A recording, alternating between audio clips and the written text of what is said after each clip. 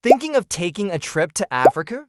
Explore the mysteries of beautiful Zambia, which, in addition to the famous Victoria Falls, also offers vast wetlands on the Zambezi River, interesting history, and a Czech footprint left by Emil Holub in this sub-Saharan country. More than 70 languages are spoken in Zambia as a former British colony.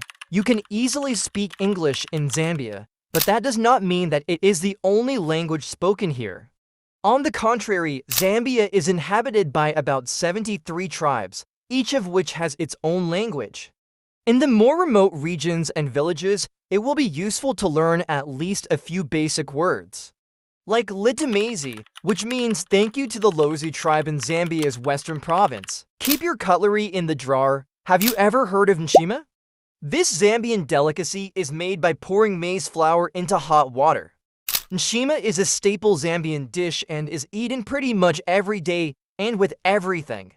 If you want to fit in with the locals, do not reach for a fork, as, with all local dishes, nshima is eaten with your hands. Baratsland Kingdom seeks independence. There is a system of traditional leaders, known as chiefs, operating throughout Zambia. In the region of Baratsland, they even have their own king, the so-called Lidinga. This region used to maintain a relatively high degree of independence during colonial times. Following Zambia's independence in 1964, Batassland again negotiated special terms. In 2012, Baratsland even declared independence from Zambia and is seeking its own state. You will find one of Africa's largest wetlands in Zambia. In Baratsland, there is an interesting natural phenomenon. On the Zambezi River lies the Barats floodplain, which is home to around 250,000 people. They live in huts on small islands right on the river. With the arrival of the annual floods in spring, these people move to new homes as their original ones end up underwater. The move is accompanied by a traditional ceremony called Kwamboka. The smoke that thunders, the world knows them as Victoria Falls. But did you know that one of the natural wonders of the world also has its original name?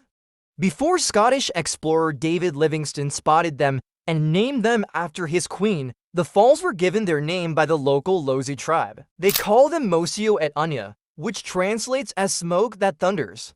Anyone who sees the thundering water with the mist rising tens of meters high will understand that the original name best describes this wonder. Czech explorer Emil Holub was the first to map the famous falls. In 1875, the Czech explorer Emil Holub followed in David Livingstone's footsteps to Victoria Falls. Although he spent only 3 days at the natural wonder, he made history. Holub was the first to make the first detailed map of the region surrounding the falls.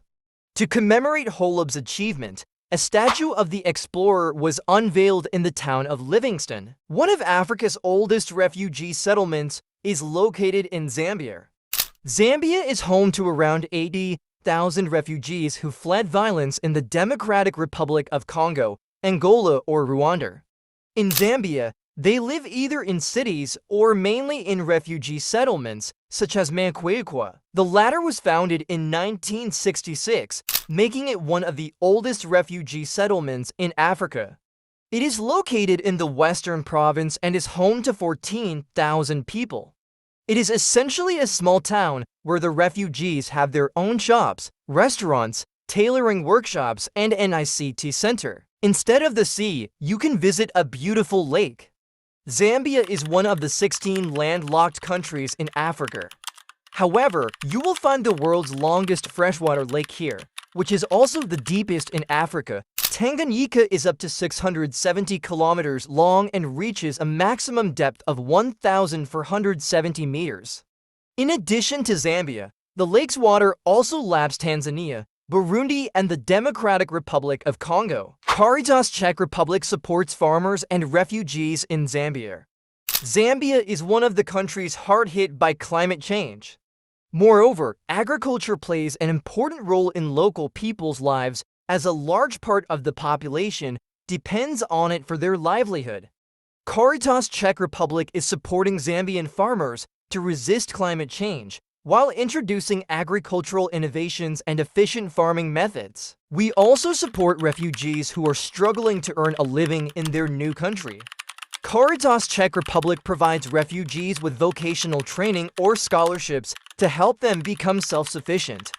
In the rural areas, we teach locals financial literacy, connect farmers with buyers, and support small entrepreneurs to scale up their businesses and employ more people. Let's wrap up today's video. If you really like my video, then please subscribe to my YouTube channel and don't forget to click on the bell icon so you never miss any updates.